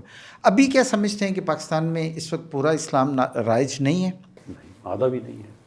آدھا بھی نہیں ہے. ٹھیک ہے. اور یہ جو آپ پورا اسلام رائج کرنے کے دائی ہیں یا متمنی ہیں، اس کے لیے آپ کے ایسوسیٹس میں یا آپ کے منٹورز میں کوئی اسلامک اسکالرس بھی ہیں؟ کوئی ایک پرٹیکولر اسکالر نہیں ہے، لیکن پڑھتا میں سب کو ہوں، رائے میں لیتا ہوں. کچھ لوگ ہیں جن سے میرا ڈس ایگریمنٹ ہے. اچھا، نہیں کیسر آپ مطلب دو رائے ہیں. ابھی تو ایک تو بات آپ نے کی کہ آپ کے خیال میں بھی پورا اسلام رائج نہیں ہے. آپ کا یہ جو کومنٹ ہے یا یہ جو رائے ہے، اس کی بیس کیا ہے؟ مثال کے طور پہ آپ خود کو باقاعدہ اسلامک اسکالر سمجھتے ہیں؟ نہیں، بالکل بھی نہیں. اچھا، تو رائے کی بیس کیا ہے آپ کی؟ فیکٹس آپ کے سامنے ہیں. جیسے مثال کے طور پہ دیکھیں، آپ اسلامک اسکالر بنتے ہیں، ریسرچر بنتے ہیں، ان چیزوں پہ فقہ کی پرٹیکولرلی جب بات کرتے ہیں کہ جو فقہ کی نوانسز ہیں تو آپ کو کئی سال پڑھنا پڑتا ہے. ٹھیک. لیکن کچھ چیزیں اوبویس ہیں. مثال کے طور پہ نماز فرض ہے یا نہیں فرض، کے لیے آپ کو اسکالر ہونے کی ضرورت نہیں ہے. Simple thing. لیکن یہ تو خیر ریاست کا کام ہی نہیں ہے نا. یہ تو نہیں، ریاست یہ میں باتات تو ہاں جی، یہ تو ہم بعد میں آتے ہیں. میں ایگزامپل دے رہا ہوں کہ کچھ اوبویس چیزیں ہوتی ہیں. ایسے ہی سود کی حرمت کا حکم بھائی اللہ اور اللہ کے رسول سے جنگ ہے. بات ٹھیک ہے، بے شک ایسے ہی ہے. پاکستان میں اکانومی کیا ہماری انٹرسٹ ڈریون نہیں ہے؟ اگر ہے تو ہم کیسے کہہ سکتے ہیں کہ یہاں پہ اسلام نافذ ہے؟ ہماری ہر چیز کے اندر سود شامل ہے. اگرچہ بہت سارے کلیم ہو بھی گیا ہے، لیکن پھر بھی لارجلی پاکستان کے اندر ہماری جو اکانومی ہے وہ اللہ اور اللہ کے رسول سے جو نظام جنگ پہ ہے اس کے اوپر بیسڈ ہے. تو میں کیسے کہہ سکتا ہوں کہ اس کے اندر اسلام پوری طرح سے نافذ ہے؟ اوکے، ٹھیک. یہ صرف اس کی ایک ایگزامپل ہے. ابھی اس کے اندر ہم میڈیا پالیسی میں ہمارے میڈیا میں جو کچھ ہمیں دکھایا جا رہا ہے، یہ ایک ملک کے اندر جو الاؤڈ فریم ورک ہے اس کے تحت ہی دکھایا جا رہا ہے. کیمرہ وغیرہ کیا الاؤ کرتے ہیں کیا نہیں کرتے. یہ جو ہمارے میڈیا میں دکھایا جا رہا ہے کہ 3 4 5 کہانیاں کہ اس کی بیوی کا اس سے افیئر، اس کا اس سے، اور بس سکھاتے رہو طریقے کہ کس طرح سے آپ نے فحاشی کو عام کرنا ہے. ٹھیک ہے، اوکے فائن. آپ نے میری مشکل آسان کی. اسی پہ میرا اگلا سوال آپ سے ہے کہ ہمارے ٹی وی ڈرامے ازدواجی زندگی اور ہماری گھریلو زندگی کو کس طرح متاثر کر رہے ہیں؟ دیکھیے ہمارے 90s میں جب میں پاکستان رہتا تھا it was a different type of Pakistan. ٹھیک ہے. It's a different type of drama. لوگ فصلیں دیکھتے تھے, دیہات دیکھتے تھے, بھٹے دیکھتے تھے, لوگ مزدوری کرتے ہوئے دیکھتے تھے. آج ہمارا 80% ڈرامہ انڈور شوٹ ہو رہا ہے جس کے اندر بڑا ایک پرٹیکولر لائف سٹائل دیا جا رہا ہے. اس پرٹیکولر لائف سٹائل کے اندر ہی آپ کے ذہن میں ایک ڈیزائربلٹی کریٹ کی جاتی ہے کہ ہسبینڈ اس طرح کا ہونا چاہیے in terms of looks, wife ایسی ہونی چاہیے in terms of looks, wife کو کس طرح سے آپ نے سوسائٹی سے باغی کرنا ہے. بٹوین دا لائنز آپ نے یہاں تک کہ اگر کسی مرد کی بیوی ہے وہ اس نے اگر کہیں اور تعلق رکھا ہوا ہے تو فائن, یا کسی مرد نے کہیں جگہ رکھا ہوا تو فائن. ان چیزوں کو گلوریفائی کیا جا رہا ہے, ان چیزوں کو برے کے طور پر نہیں دکھایا جا رہا بلکہ ان کو مظلوم دکھایا جا رہا ہے کہ ان سے کتنا بڑی زیادتی ہو گئی ہے.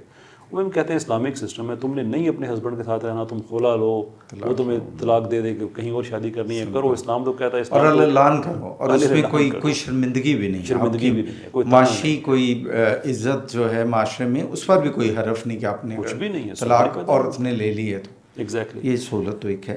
اچھا آپ خود سوشل میڈیا پہ بہت ایکٹیو ہیں اور ہمارے ہاں کیسے یہ بتائیں کہ منفی کانٹینٹ کو فروغ کیوں مل رہا ہے, کیا وجہ ہے؟ جب ہوگا ہی منفی کانٹینٹ تو فروغ کس چیز کو ملے گا؟ اب دیکھنا یہ اچھا تھا غلط تھا جیسے تھا, یہ ارتھ رول جو پاکستان میں آیا, ٹھیک ہے, کیوں ایک دم ہمارا جو باقی میڈیا کے لوگ تھے ان کو اتنی تکلیف ہونا شروع ہو گئی. لیکن ابھی اصلاح الدین وغیرہ اس پہ جو اعتراضات ہیں وہ کیوں ہوتے کوشچن ہیں؟ تو یہ کہ کانٹینٹ کریٹرز کا کہنا یہ ہے, یعنی آف دا ریکارڈ تو اوبیسلی وہ یہی کہتے ہیں کہ یار بکتا ہی ہے, فضول قسم کی باتیں, That's wrong. اور جو ہماری اقدار ہیں اس سے ہٹ کے باتیں, منفی باتیں, ہمارے کرائم شو جتنے ہیں وہ ان کے پیچھے بیس یہ ہے کہ بکتے ہی ہے. امپیریکل ڈیٹا اس بات کو سپورٹ نہیں کرتا ہے. اگر یہ بات ہوتی تو ارتھ رول پاکستان میں فلاپ ہونا چاہیے تھا. دیر واز اے اسمیش ہٹ, اس لیے کہ لوگ کوئی نئی چیز دیکھنا چاہ رہے تھے. لیکن میرے خیال اس میں شاید مذہب کا ایک سو دیر یو گو, اگر آپ مذہبی تڑکا لگائیں, تڑکا ویسے میں تو مذہب کو تڑکا نہیں سمجھتا, نہ میں اسلامک ٹچ والا آدمی ہوں, یعنی کہ اگر آپ ریلیجیس کانٹینٹ پروڈیوس کریں تھرو ان این آرٹسٹک وے تو لوگ اسے پسند کرتے ہیں, تو ایویڈنس تو ہمیں مل گیا. اچھا یہ بتائیں کہ ویسٹ کا پاکستان میں شخصی آزادی, انفرادیت اور ماڈرنزم کو فروغ دینے کے پیچھے کیا ایجنڈا ہو سکتا ہے؟ انہیں ہم سے کیا پرابلم ہو سکتی ہے کہ وہ کیوں ہم یہاں پروموٹ کر رہے ہیں؟ ہاں, دو تھیوریز ہیں جس کا آپ مقابلہ کر رہے ہیں, میں اسی پہ بات کروں. دو اس پہ تھیوریز ہیں, ایک لبرل انٹرنیشنل آرڈر کی اور ایک ہائپوتھسس آف سیکولرائزیشن. ٹھیک ہے. Peter burger is one of the best people کہ ان کو اگر سنا جائے, ان کا مطالعہ کیا جائے, اس لیے کہ یہ ان ریئر لوگوں میں ہیں جو ہائپوتھسس آف سیکولرائزیشن کے حامی رہے اور پھر اس کے مخالف ہوئے, اینڈ اسٹل الائیو. اب یہ پروگرام کوئی بندہ 10 سال کے بعد دیکھ رہا ہے, چیزیں تو سوشل میڈیا پہ رہ جاتی ہیں, تو اس وقت اللہ تعالیٰ زندگی دے پیٹر برگر کو, لیکن نہ ہوں تو پھر میں نہیں کہہ سکتا, but as we are recording it. Hypothesis of secularisation یہ ہے کہ دنیا کو تباہ کر کے امریکہ کے امیج میں ریکریٹ کیا جائے. اچھا, مر شامر بھی یہی بات کہتے ہیں, برگر بھی یہی بات کہتے ہیں. تو اس کا طریقہ کار ہے کہ آپ دنیا میں جنگیں کریٹ کریں, اس ملک کو آپ ریڈیوس اٹ ٹو زیرو, اور اس کے بعد نیشن بلڈنگ کا ایک لمبا پروجیکٹ سٹارٹ کریں. آئیڈیا یہ ہے, this is where the liberal international order theory comes in, کہ اس کا آئیڈیا یہ ہے کہ اگر ساری دنیا لبرل ہو جاتی ہے تو دنیا میں سے جنگیں ختم ہو جائیں گی. ٹھیک ہے. تو پھر امریکہ کیا کرے گا, یا مغرب کیا کرے گا؟ وہ اپنا اصلا کام, یہ تو ایکڈیمیا میں ایک تھیوری دی گئی ہے نا, لیکن یہ اس لیے نہیں ہو سکتی کہ وار بریڈز وار. جب آپ جنگوں کے ذریعے ساری دنیا کو لبرل کر کے جنگیں ختم کرنے کی تھیوری پیش کریں گے تو جو جنگیں آپ پہلے کر رہے ہیں وہی بریڈ کریں گی نئی جنگیں, وہ کاؤنٹر پروڈکٹیو ہوتی ہیں. ٹھیک ہے. تو امریکہ کا جو آئیڈیا ہے وہ ہے کہ ساری دنیا پہ سیکولرزم کو امپوز کیا جائے, وچ از, اور وہ بھی سیکولرزم بھی جو لبرل سیکولرزم ہے، سوشلسٹ سیکولرزم نہیں. حالانکہ ساؤتھ امریکہ میں بہت سے سیکولر ملک ہیں. اچھا اس ٹرم پہ بھی آتے ہیں آگے، اب بات کو مکمل کریں، اس پہ بھی میں آپ سے سوال ایک کرنے لگا ہوں. تو یہ ہے کہ جو امریکن ایک آرڈر ہے دنیا میں، امریکن لیڈ آرڈر جو ہے وہ پوری دنیا میں امپلیمنٹ ہو جائے، تو ہر ملک ایسا ہو جائے تو امریکہ کو اور کیا چاہیے. This is essentially what they are looking for. اچھا کیسر کہ لبرل یہ جو سیکولرزم ہے اس کو ہم لادینیت کیوں سمجھ لیتے ہیں؟ Because it is. کیسے اس کے جو اوور آل اس تھیری میں ہے وہ تو یہی ہے کہ ایک معاشرتی نظام ہے جو پیورلی معاشرے کی آپ کیا سمجھتے ہیں لادینیت کی کیا آپ کے نزدیک کیا جو رائج ضروریات ہے. لادینیت از ناٹ نیسسرلی لادینیت تو یہ نا بھی اس کسی بھی سوسائٹی میں کوئی بھی دین کوئی بھی مذہب رائج ہی نہ رہے تو کیا سیکولرزم اگر یہ بھی مان لیا جائے تو پھر تو عیسائیت کو بھی یہودیت کو بھی سب کو خطرہ ہے سیکولرزم پہ. شور. اور عیسائیت تو بھگت چکی ہے سیکولرزم کو. ویسٹ میں عیسائیت کو جس برے طریقے سے ڈمین کیا گیا، ایون آج بھی امریکہ میں جہاں ساری بڑی آزادیاں یہ وہ وغیرہ وغیرہ، لیکن ان کے کانسٹیٹیوشن میں یہ لکھا ہوا ہے کہ کوئی ریلیجس ایجنسی نہیں بن سکتی. اچھا لیکن مجھے یہ بتائیں کہ مذہبی ریاست کیوں ضروری ہے آج؟ کس مذہبی ریاست مذہبی لوگوں کے لیے ضروری ہے نا. تو دیکھیں کوئی آدمی کسی دوسرے کے لیے فیصلہ نہیں کر سکتا. نہیں اب گلوبل نہیں میں صرف پاکستان کی نہیں بات کر رہا، میں اوور آل پورے گلوب کی بات کر رہا ہوں. اس کو ہم اس طرح سے لے لیتے ہیں کہ ایک سیکولر ریاست کیوں ضروری ہے. مجھے آپ سے جواب نہیں چاہیے. ٹھیک ہے. میں ایک سوال کر کے میں صرف ایک سوچ کے ایک جو جمود ہے اس کے اندر میں ایک پتھر مارنے کی کوشش کر رہا ہوں. ٹھیک ہے کہ ہم نے بائی ڈیفالٹ یہ پرزیوم کر لیا ہے کہ ریاست سیکولر ہی ہوگی. یس. جب ہم دیکھیں گے کوئی غیر سیکولر ریاست ہے تو کہیں گے اس کی ضرورت کیا ہے. میرا سوال یہ ہے کہ یہ کس نے طے کیا ہے؟ یہ سوال پیدا کہاں سے ہوا؟ یہ سوال پیدا ہوا مغرب نے جب مذہب کو ایک طرف کیا اور ان کی سوسائٹی نے یا ان کے ملک نے ترقی کی، اور ترقی کا جو سادہ سا لفظ ہے وہ اکنامک ترقی. ٹھیک ہے یہی ہے نا. اور وہ ایک تجربہ کیا گیا اور اس تجربے میں ظاہری بات ہے وہ کچھ لوگوں کو اٹریکٹ بھی کرے گا، کچھ لوگوں کو اوور آل اس کی ایگزسٹنس تو فیل ہوگی. لیکن میرے اور آپ جیسے بہت سارے لوگ ہیں جو یہ سمجھتے ہیں کہ ہمارا ملک جو ہے وہ اسلامی جمہوریہ پاکستان ہونا چاہیے. آپ سنس کے آپ ایک اسکالر ہیں اور میں آپ سے ایک سوال کا جواب لینا چاہ رہا ہوں کہ دنیا میں میرا ویسے سوال تو تھا کہ کوئی بھی، وہ عیسائی ریاست بھی ہو سکتی ہے، وہ یہودی ریاست بھی ہو سکتی ہے، وہ اسلامک ریاست بھی ہو سکتی ہے، لیکن تو کہ ریاست پر مذہب کی چھاپ یا مذہب کی چھتری کیوں ضروری ہے؟ میں یہ سوال تھا میرے. یہ ہر ریاست کے باشندے طے کریں گے. دنیا میں کوئی ایبسلوٹ رول نہیں ہے. تو وہاں جو اقلیت ہے وہ کیا کرے گی؟ رہے گی وہاں پہ، کیا کرے گی؟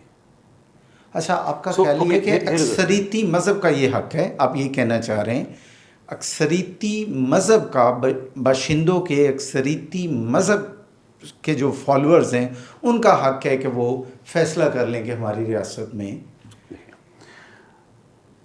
ہم ریلیجسلی ڈریون لوگ ہیں تو ہم کہتے ہیں کہ ایک اسلامی ریاست ہونی چاہیے. جو لوگ اکنامکلی ڈریون ہیں وہ یہ فیصلہ کرتے ہیں کہ ریاست سوشلسٹ ہونی چاہیے. میں غریب بات سر جی اب ایک کیپٹلسٹ کنٹری ہے، کیا اس میں سوشلسٹ ذہن کے لوگ نہیں رہتے ایز اے مائنورٹی؟ کیا ان کو قتل کر دیا جاتا ہے؟ یہ تو سوال ہی نہیں تھا میرا تو میں تو آپ کی لوگ اپنی سسٹمز کو انڈر پن کرتے ہیں بائی اے ڈرائیونگ فورس. ایک ملک جہاں پہ زیادہ لوگ مسلمان ہیں یا کسی اور ملک میں عیسائی ہیں، یہ ان کا پروگیٹو ہے، ان کا استحقاق ہے کہ وہ اپنے ملک کا نظام وہ بنائیں کہ یہ سیکولر ہو یا اسلامی ہو یا عیسائی ہو. میرے لیے بھائی لکم دینکم ولی دین، بعد اعوذ باللہ، یہ میٹر کرتا ہے. میں کسی سیکولر ملک پہ جا کے اسلام امپوز نہیں کر سکتا. ٹھیک ہے. لیکن میں کسی سیکولر ملک کا سیکولرزم کسی اسلامی ملک پہ بھی ایکسیپٹ نہیں کر سکتا. It's that simple. اچھا یہ ہے اس نظریے کے خد و خال واضح جس سے ہوتے ہیں. اچھا یہ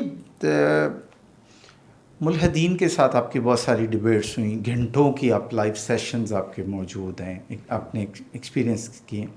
وہ لوگ سائنس کو بہت یوز کرتے ہیں اور سائنس سے دلیل لاتے ہیں. تو میرا سوال یہ ہے کہ سائنسی دلیل کا آپ ایک بلیو یا ایمانی دلیل سے کیسے جواب دے سکتے ہیں؟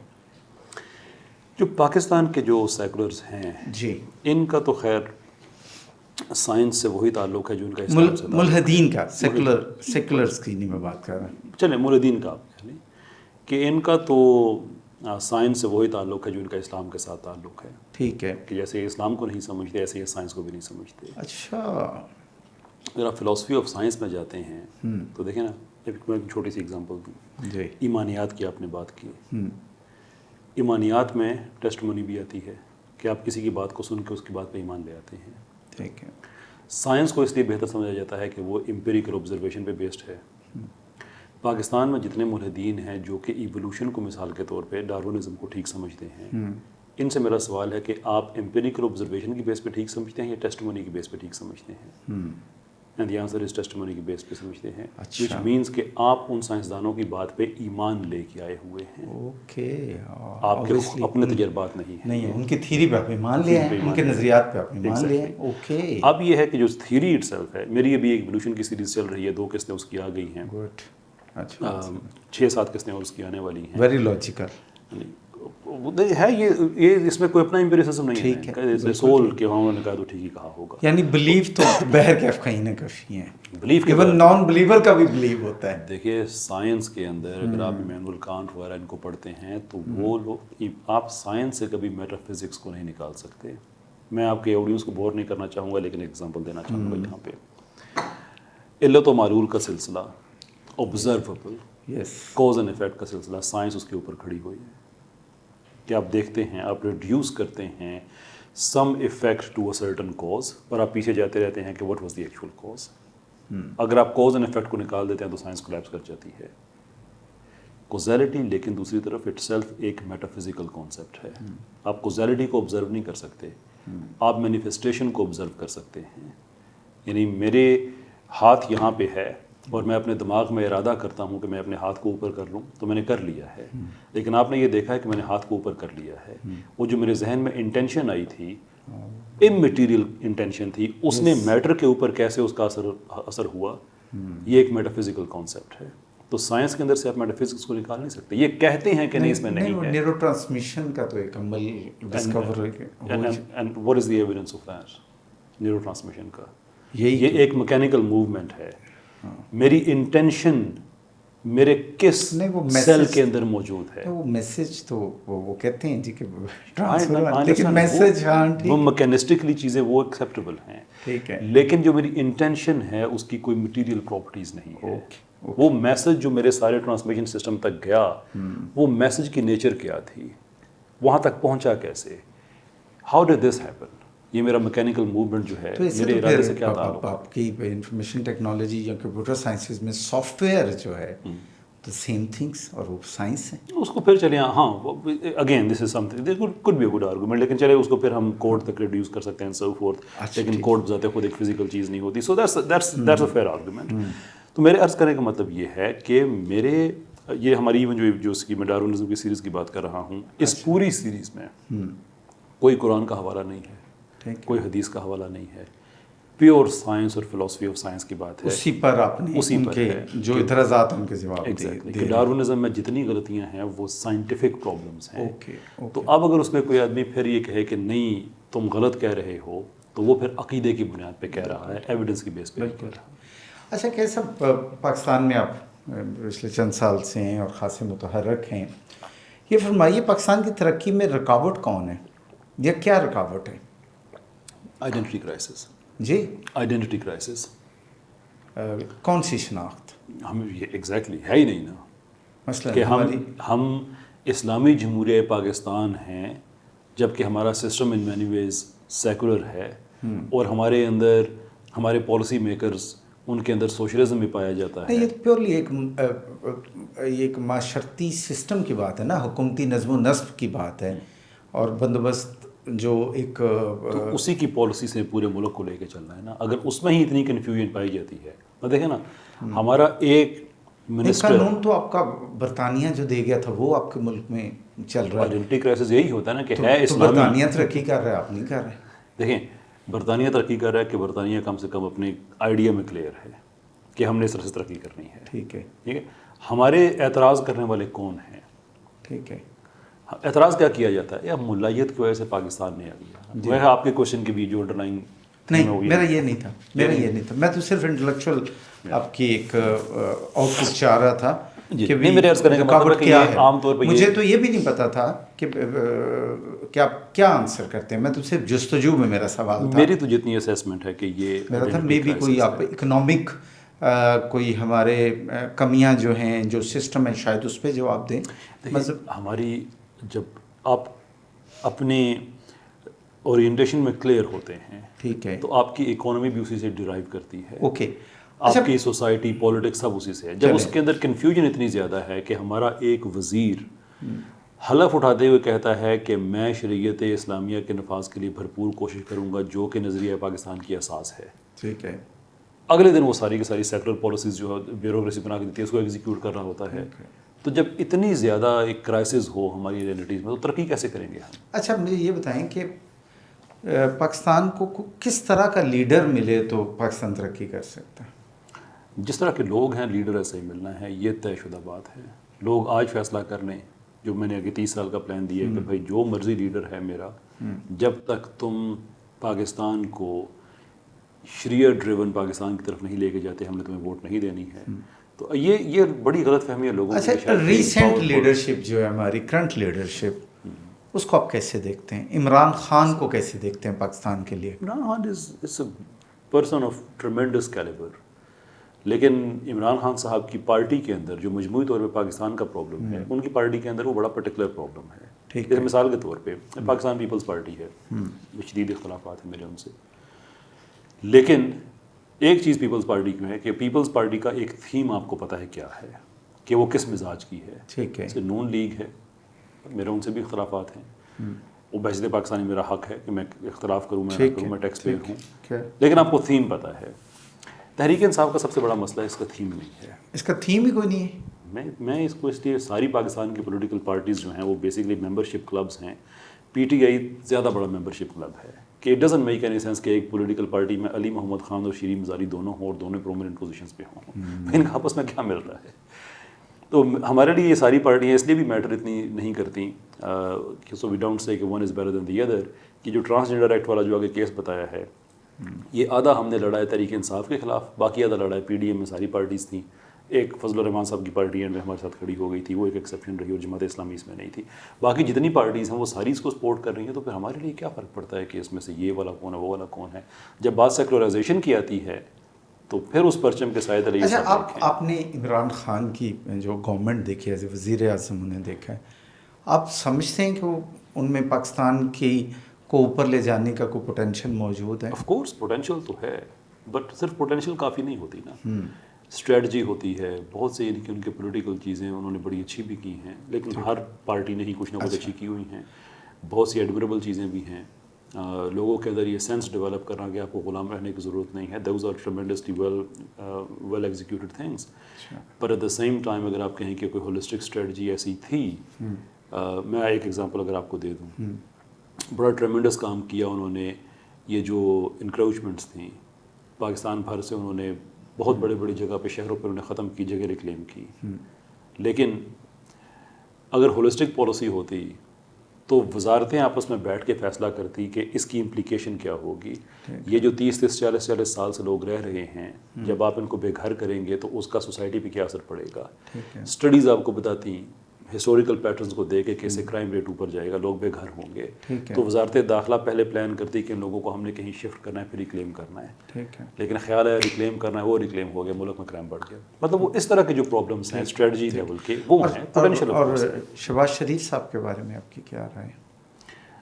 Again he also has potential, لیکن ہم ناٹ امپریسڈ بائی پوٹینشیل. کیونکہ دنیا میں جتنے لوگ ہیں جنہوں نے دنیا کا نقصان کیا ہے، سب میں پوٹینشیل بہت زیادہ ہوتی تھی. تو شہباز شریف صاحب آئی ڈونٹ انڈرسٹینڈ کہ ایگزیکٹلی وہ کیا کرنا چاہتے ہیں. ایک طرف وہ اسلام کے حق میں باتیں کر دیتے ہیں، اور دوسری طرف اگر پریکٹیکلی دیکھا جائے تو کیا پاکستان ان کی لیڈرشپ میں بہتر ہوا؟ بلکہ اگر آپ ون بائی ون سب کو دیکھیں تو کویسچن یہ ہے کہ کس کی لیڈرشپ میں پاکستان نے کتنی ترقی کی ہے. آپ کو سب کی ایگزامپلز میں مل جائیں گی کہ ان آئسولیشن فلاں فلاں چیز اچھی ہوئی ہے. سو نون لیگ کی قیادت میں موٹر وے بنے بڑی اچھی چیز تھی. تحریک انصاف کی قیادت میں یہ ہیلتھ انشورنس جو لوگوں کو ملی بڑا ایڈمیریبل کام تھا.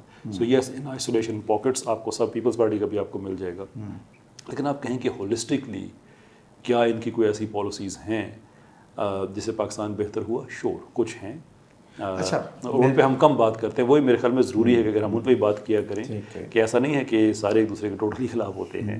یہ جو آٹو موبائل پالیسی ہے یہ بڑی اچھی رہی. نون لیگ کی گورنمنٹ سٹارٹ ہوئی, تحریک انصاف نے اس کو ایکسٹینڈ کیا.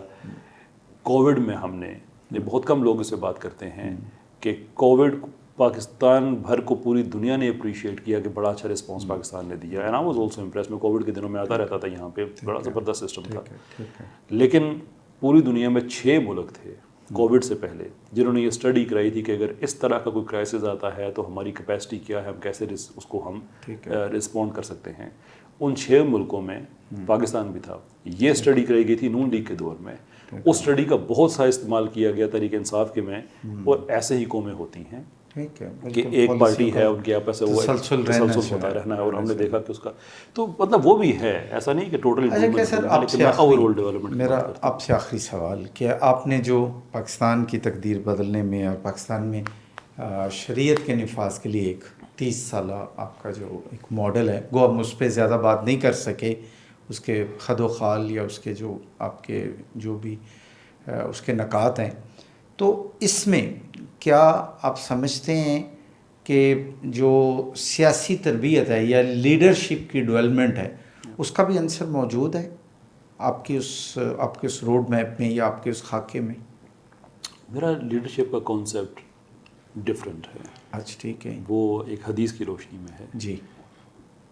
حدیث ہے کہ تم میں سے سبھی, مفہوم اس حدیث کا یہ ہے کہ تم سبھی لیڈر ہو. اصل میں اس میں گھر کا جو صاحب خانہ ہے وہاں سے کیا گیا کہ تمہاری یہ رعیت ہے, تم سے ان سب کے بارے میں پوچھا جائے گا. جو خاتون خانہ ہے وہ پورے گھر کی CEO ہوتی ہے, چیف آپریٹنگ آفیسر ہے, اس سے ان کے بارے میں پوچھے. تو حدیث کے الفاظ میں کرتے کرتے کہتا کہ آپ کا جو ملازم ہے اس سے بھی اس کی ذمہ داری کے بارے میں پوچھا جائے گا. مفہوم یہ ہے حدیث کا کہ آپ اسے پیسے دیتے ہیں تو ایسا نہیں کہ وہ بس کوئی بھی سبزی لے کے آ جائے, بلکہ وہ لیڈر ہے اس چیز کا کہ کم پیسوں میں اچھی سبزی ریسرچ کر کے لے کے آئے. ٹھیک ہے. تو ہم جب لیڈرشپ کی بات کرتے ہیں تو میں لیڈر ہوں اپنے ووٹ کا. میرا یہ کام ہے کہ میں ووٹ دیتے ہوئے اس لیڈرشپ کو ایگزیکیوٹ کروں کہ میں کس آدمی کو دے رہا ہوں اور کس وعدے پہ دے رہا ہوں. جب میں نے یہ لیڈرشپ دینا شروع کی تو یہ it's not gonna be trickle down but it's gonna be pushed up from bottom to top. اور یہی اللہ تعالیٰ کہتے ہیں کہ تمہارے حکمران جیسے ہوں گے ایسے ہی ہوں گے جیسے تم ہو. تو جس دن میں نے اپنے ووٹ کی لیڈرشپ لینا شروع کر دی میرا لیڈر بھی اوپر ٹھیک ہو جائے گا. بہت شکریہ کیسر صاحب آپ کا, آپ کے وقت کا. جی ناظرین, ہم نے راج صاحب سے ان کا جو ایک مخصوص سٹانس ہے, جو ایک نظریہ جس کا یہ پرچار کر رہے ہیں میڈیا میں, سوشل میڈیا پہ, اس حوالے سے کچھ سوالات ہم نے ان کے سامنے رکھے تھے. بہت جلد آپ کے ساتھ پھر ملاقات ہوگی کسی نئے مہمان کے ساتھ. مجھے دیجیے اجازت. اللہ حافظ.